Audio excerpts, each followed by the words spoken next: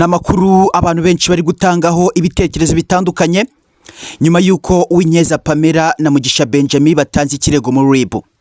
Baravuga uti uwakoze inkuru mparabitsi ku rugo rwacu wese nagire vuba ayisibe.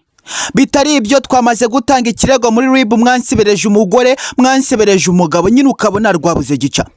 Ninkubwira ngo uwitwa Mugisha Benjamin murabizi ko agira amarira hafi, arakomeza kugenda arira rwabuze gica. Ninkubwira ngo uwitwa Pamella na amarira uze kubyumva gutyo, kuko Pamella yagiye kwandika iyi nkuru yumva umutima we wenda gushenguka, bitewe nuko hari inkuru zakomeza kugenda zitangazwa yazireba mu byukuri akagira depression. Ubwo ninkubwira ngo hari inkuru bagukoraho nawe uri icyamamare ukibaza uko biri kugenda bikagucanga. Tekereza umuntu ushobora kugukoraho inkuru avuga ko watandukanye n'umugabo wawe kandi mwiryamiye mu buriri mu byukuri muri kwenjoyinga nyine urukundo rwanyu.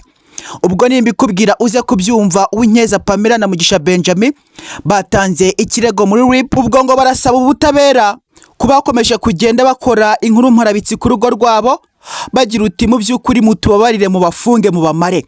Abandi nabo bakavuga uti izo nkuru ntabwo tuzisiba, bitewe nuko uwitwa Pamella twamubonye ari Dubai, twongera kumubona ari Miami Beach, twongera kumubona ari kureba igikombe cy'isi. Kandi twakoze investigation dukora igenzura dusanga Pamella yamaze iminsi 51 ataba mu rugo kwa The Ben. Bakavuga uti natwe ibyo bimenyetso turabifite, Pamella najya juru aburane natwe turaza kuba tuburana, nabwo dutangaza inkuru z'ibihuha. Ukabona nyine rwabuze gica. Gusa amakuru akomeza kugenda avugwa, arakomeza kugenda agaragaza ko Uwinyeza Pamella yataye umwana agata n'umugabo Mugisha Benjamin mu nzu, yarangiza akigira Miami Beach, akaba abonye igikombe cy'isi kirangiye agatahuka. Bakavuga uti nimba ari ibyo ngibyo dufite amafoto ari kurya isi n'abandi badamu babaherwe, ndetse nimba uwitwa Mugisha Benjamin abihakana aze kuri Spotlight abivuge. Aya ni amakuru twifatiye. Uwitwa Uwinyeza Pamella ari Miami Beach ari kumwe na Bashwanye Silver, ari kumwe n'abandi badamu babaherwe, ari kurya isi danko. Amafoto menshi yakomeje kugenda agaragara. Uwitwa Mugisha Benjamin ari kurera umwana wenyine. Runa yakomezaga kugenda arira.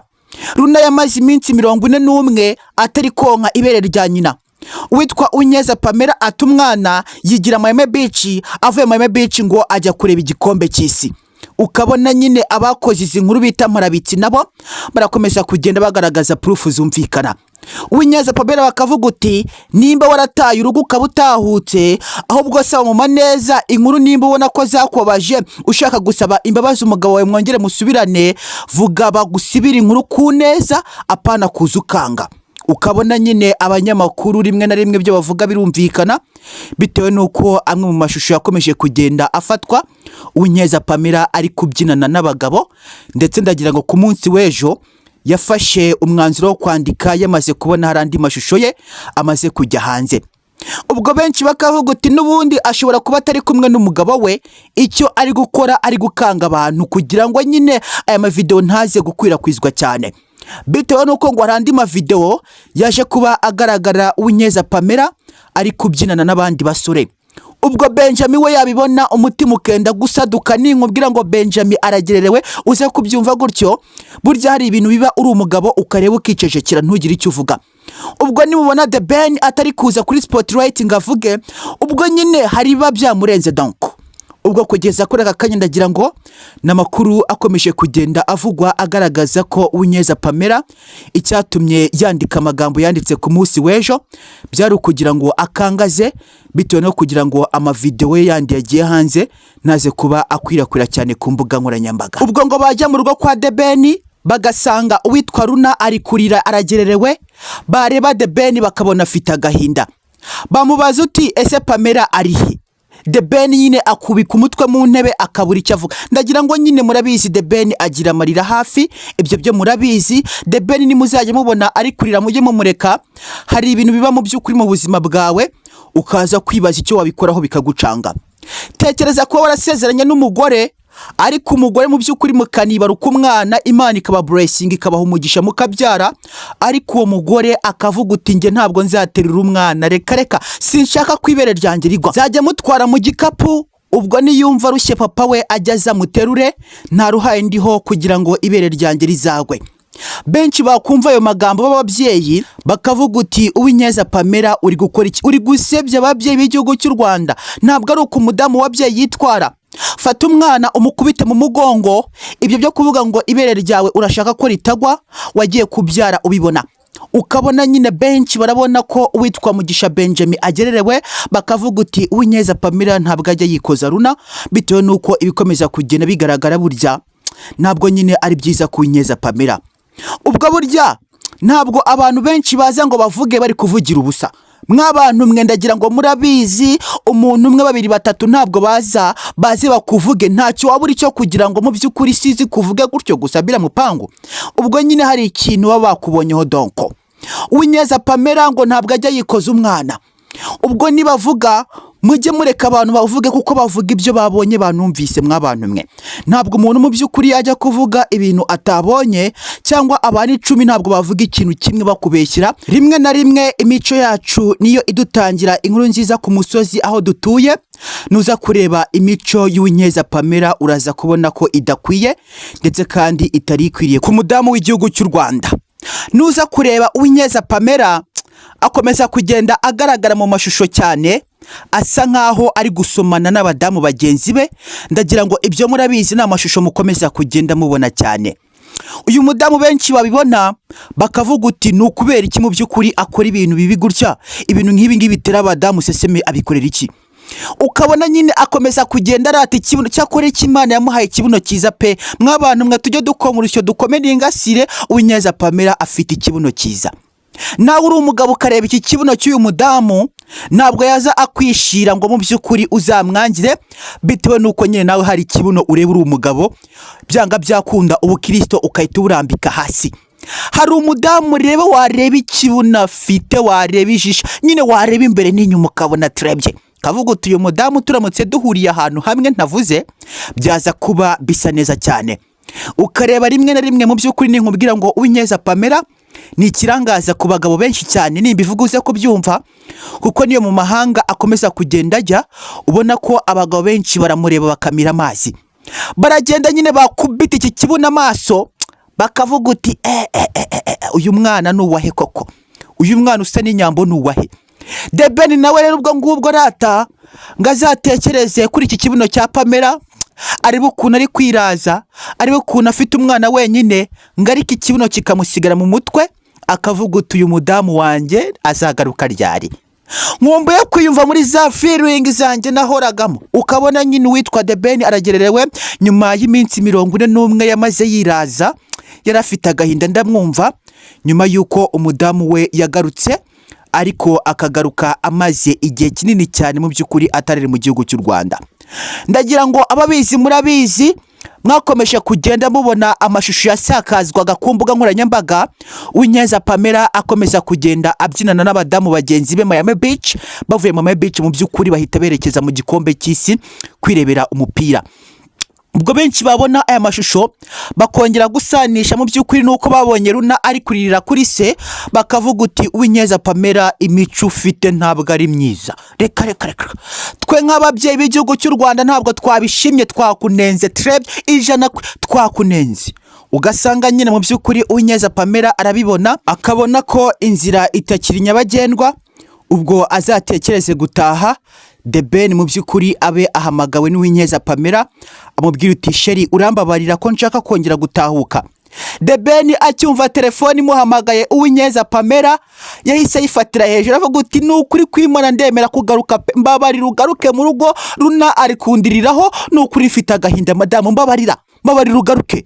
Ukabona nyine The Ben mu by'ukuri yabipanitse cyane, ibintu yabishyize ku rundi rwego, bitewe nuko niba kubwira ngo Uwinyeza Pamella akundwa na The Ben uze kubyumva, uyu musore Benjamin akunda Pamella ku rwego utabyumvaho, kuko nyine nawe yibirebye urabimubonamo. Ariko icyatumye nyine abisamira hejuru ni ukugira ngo yongere agaruke. Tekereza kuba umwana yamara iminsi 51 ataronka ibere rya mama we, nawe urumva nyine donc byaba ari ikintu cy'igikomere. Umwana abari kurira ne wamuhereza amata mu mashini biza kwa byafata ibyubusa. Ubwo The Ben azumva telefone ya Pamella ngo iramuhamagaye, mw'abantu mwe yahise ayifatira hejuru. Pamella ubwo yaramaze kurya isi nyine ayihaze, ahita abwira umugabo uti sheri wambabariye nkagaruka mu rugo ko numva nongera gushaka nkaza nkagusaba imbabazi mu by'ukuri ukambabarira tukiyubakira urugo rwacu. The Ben azabyumve ahita avuga mbabarira sheri nukuri kwimana ndapfukamye. Ubwo nyine yavugaga donko nyine byamurenze. Nimba ivuga gutyo muze kubyumva utyo kuko rimwe na rimwe mu by'ukuri ntabyo nongera cyangwa ngabanye. Ubwo mba mbivuga uko inkuru zimeze nkuko mu by'ukuri mba nabibonye. Ubwo The Ben nyine akabivugana igihunga rimwe na rimwe akavuga donko ukabona nyine akunda uyu mudamu, ariko uyu mudamu nawe akomeza kugenda amubabaza umutima cyane. Ariko abadamu ndagira ngo murabizi, nubwo haje gusakara inkuru ikomeza kugenda ivuga ko Uwinyeza Pamella yaje kwiyobereka akaza mu by'ukuri akishyira mu ruhu rw'intama kandi ari ihene, ukabona rimwe na rimwe abantu benshi ntabwo bari kubyumvaho kimwe. Bakavuga uti ni gute waje kwambara uruhu rw'intama kandi twakwambitse uruhu rw'ihene? Burya ngo intama aho yajya hose ntabwo ishobora gusiga umwana wayo. Reka intama mw'abantu mwaho yajya hose nishobora gusiga umwana wayo yabyaye. Ariko ihene yo niyo wayibwira uti twigendera umwana umute, iravuga uti reka ngende aho nzajya naho nzabyara abandi bana. Ugasanga imico y'intama n'ihene ntabwo mu by'ukuri iza kubisa. Ubwo benshi bakavuga uti ni gute Pamella yaje kwiyambika uruhu rw'intama kandi twaramushyize mu ruhu rw'ihene? Natubabarire ibintu byo kuza mu by'ukuri atera iseseme, aza mu by'ukuri ashaka kudutera motion, ntabwo biri bukunde. Twarakubonye, amavideo yawe twarayabonye, ni ibintu twakubonyeho ibyo kuza mu by'ukuri uvuga uti ngo abakoze inkuru mparabitsi, abatutse umugabo wanjye n'umwana wanjye nanjye bakanuka, ngo ndaza kwa mu by'ukuri ngo mbatangira ikirego. Ukabona ntabwo bari kubyumva benshi, bakavuga uti jya utange ikirego, natwe turaze kugaragaza ibimenyetso uri Miami Beach, uri ku gikombe cy'isi, ndetse n'andi mavideo yawe yaje kuba ajya hanze. Uwinyeza Pamella widutera ubwoba ngo n'andi mavideo yawe nituza kuba tuyabona yaje kuba ajya hanze uri kubyinana n'abasore, turaza kuba tuyashyira hanze. Ariko mw'abantu mwe, nubwo abantu bavuga rimwe rimwe bagaterwa amabuye, hari ibintu umuntu avuga mukanga kubyemera, mukazabyemera mwiboneye. Ndagira ngo uyu mudamu yego koko ashobora kuba ari mu rugo rwe, ariko imico akomeza kugenda agaragaza ntabwo ari myiza pe, ntabwo ari myiza. Ubyumve wa mudamu we, ntabwo twagushimye ibintu wakoze byo kugenda ugaragara ubyinana n'abandi basore ingwatira, bagenda bakukirigita mu micondo hose bakora mu bibuno. Ntabwo mu by'ukuri biri buze kuba byakunda. Imico yawe ntabwo twayishimye. Ushobora kuza ukadukanga, ariko natwe ntabwo turi agafu k'imvugwa rimwe. Ibyo ukora turabibona. Burya ntabwo abantu 10-20 baze bavuge bakubeshyera. Hoya, kuki se The Ben ataraza ngo mu by'ukuri avuge? Ukabona nyine benshi barakomeza gutanga point zumvikana, rimwe na rimwe bakanavuga uti ibyo tuvuga birumvikana. Ubwo se video iherutse kujya hanzera, uri kugenda ubyinana n'umusore ingwatira, agenda gukirigita amabere imicondo mu bibuno hose akorayo, ko mu by'ukuri yagaragaye kajya hanze, ntiwakozwe n'isoni? Ubusanzwe amavideo yawe ko yagiye hanze, uretse ko atarasa iyo noneho ateye ubwoba. Ubwo niba bikubwira uze kubyumva, benshi batangiye kuvuga uti nituyabona turayashyira hanze na ribi byumve, kuko ntabwo tuzajya twishingikiriza ku bantu babaye ibyamamare. Nimba muri ibyamamare mujye munigengesera nyine, mureke gukora amafuti. Ubwo se nimba uzi kukurikirwa n'abantu benshi banagukunda ukijyana mu mafuti, uraza kumva ko turi buze kwibona tugaceceka? Hoya, turaza kuba ukabona nyine barakomeza kugenda batanga izo fact, ariko rimwe na rimwe ukumva birumvikana, badi baba byumvikana. None se umuntu ni icyamamare, umuntu mu by'ukuri arazwi, arabizi ko afite audience nini influencinga, ariko arifashe agiye muri club yambaye agatopu umucondo uri hanze, ikibuno kiri hanze. Ubwo ngubwo mu by'ukuri aragiye arabyinya, ubwo saba yumva koko batari buze ko bamubona. Ukabona nyine rimwe na rimwe ribu nayo yaragowe, akazi ibifite mu by'ukuri kaba kadasanzwe. Tekereza kurwanya ibyuma ngo byica abantu. Ubwo ndagira ngo murabizi muri iyi minsi inzoga zigerereye abantu benshi cyane, abanyarwanda bari gupfa bapfishijwe n'inzoga zitujuje ubuziranenge.